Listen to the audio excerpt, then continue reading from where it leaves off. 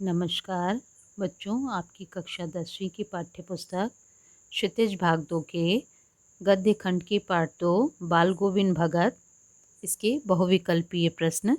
प्रश्न 1, बाल गोविंद भगत पाठ के लेखक हैं। उत्तर विकल्प क सूरदास, ख तुलसीदास, ग रामवृक्ष बेनीपुरी, घ स्वयं प्रकाश। बाल गोविंद भगत इस पाठ के लेखक हैं रामवृक्ष बेनीपुरी, इसलिए इसका उत्तर है विकल्प ग। प्रश्न 2, बाल गोविंद भगत की आयु थी। क 60 से ऊपर, ख 50 से ऊपर, ग 70 से ऊपर और घ 40 से ऊपर। बाल गोविंद भगत की आयु थी 60 से ऊपर, इसलिए इसका उत्तर विकल्प का। प्रश्न 3, भगत का चेहरा हमेशा जगमगाता रहता था।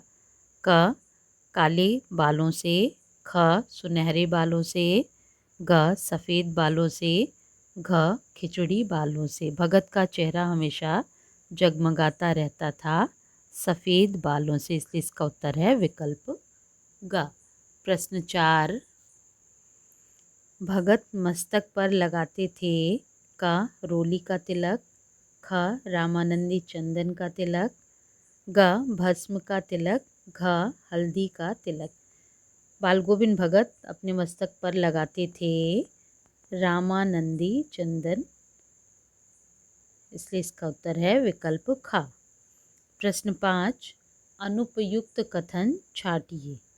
का बाल गोविंद भगत गृहस्थ थे, ख साधु थे, ग उनके पास थोड़ी खेती बाड़ी थी, घ उनके पास एक साफ सुथरा मकान था।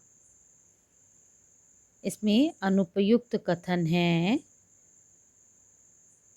साधु थे, क्योंकि बाल गोविंद भगत एक साधु नहीं थे बल्कि गृहस्थ थे और उनके पास थोड़ी बहुत खेती बाड़ी के लिए ज़मीन भी थी और उनके पास एक साफ सुथरा मकान भी था, इसलिए इसका उत्तर है विकल्प ख, साधु थे।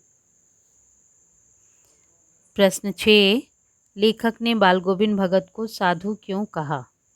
का वे साधुओं की वेशभूषा पहनते थे, ख मोहमाया से दूर थे, ग साधु की सब परिभाषाओं पर खरे उतरते थे, घ तपस्या में लीन रहते थे।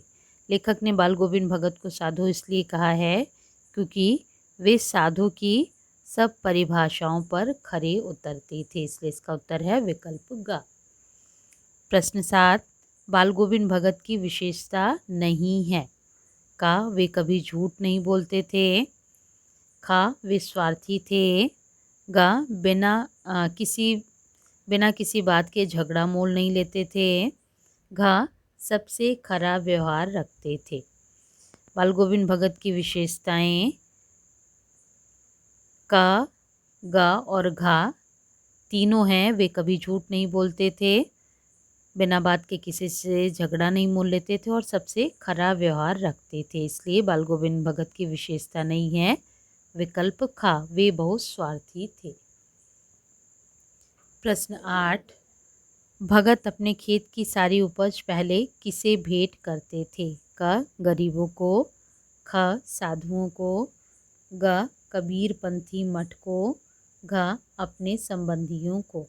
भगत अपने खेत की सारी उपज पहले कबीरपंथी मठ में जाकर भेंट करते थे, इसलिए इसका उत्तर है विकल्प ग। प्रश्न 9, बाल गोविंद भगत कबीर के आदर्शों पर चलते थे क्योंकि। उत्तर विकल्प का कबीर भगवान का रूप थे, ख कबीर उनके गांव के मुखिया थे, ग वे कबीर को अपना साहब मानते थे, घ कबीर एक कवि थे। बाल गोविंद भगत कबीर के आदर्शों पर चलते थे क्योंकि वे कबीर को अपना साहब मानते थे, इसलिए इसका उत्तर है विकल्प ग। प्रश्न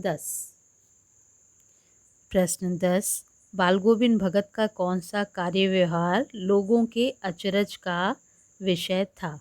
का नियमों और सिद्धांतों का गहराई से पालन करना, ख हर समय कबीर के भजन गाना, गा अपना कार्य स्वयं करना। घा किसी से झगड़ा मोल न लेना। बाल गोविंद भगत का यह कार्य लोगों के अचरज का विषय था। विकल्प का नियमों और सिद्धांतों का गहराई से पालन करना, इसलिए इसका उत्तर है विकल्प का। प्रश्न 11, औरतें क्या लेकर मेड़ पर बैठी थी? का कलेवा, ख टोकरी, ग पौधे, घ बीज। औरतें कलेवा लेकर मेड़ पर बैठी थी, इसलिए इसका उत्तर है विकल्प का। प्रश्न 12, साधु की पहचान किससे होती है? क वेशभूषा से, ख तिलक छाप से, ग आचार विचार से, घ जटा जूट से। साधु की पहचान उसके आचार विचार से होती है, इसलिए इसका उत्तर है विकल्प ग। प्रश्न 13, गठरी में लागा चोर, मुसाफिर जाग जरा। इस वाक्य में गठरी, चोर और मुसाफिर किसके प्रतीक हैं? का धन, डाकू और यात्री, खा गाड़ी, डाकू और सिपाही, गा आयु, समय और मनुष्य, घा पोटली, आदमी और गाड़ी।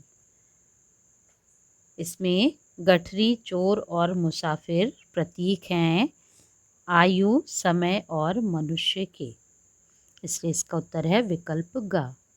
प्रश्न 14, लेखक ने भगत की संगीत साधना का चरम उत्कर्ष किस दिन देखा? का जिस दिन उनका बेटा मरा, खा आषाढ़ की रिमझिम होने पर, गा जिस दिन उन्होंने रात्रि में भजन गाए, घा जिस दिन गंगा स्नान को गए। लेखक ने भगत की संगीत साधना का चरम उत्कर्ष उस दिन देखा जिस दिन उनका बेटा मरा, इसलिए इसका उत्तर है विकल्प का। प्रश्न 15, भगत अपना साहब किसे मानते थे? उत्तर विकल्प का श्री राम को, खा श्री कृष्ण को, गा कबीर को, घा तुलसी को। भगत अपना साहब कबीर को मानते थे, इसलिए इसका उत्तर है विकल्प गा।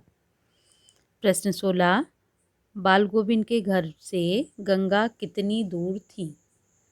का 50 कोस, ख 20 कोस, ग 30 कोस, घ 40 कोस। बाल गोविंद भगत के घर से गंगा 30 कोस दूर थी, इसलिए इसका उत्तर है विकल्प गा।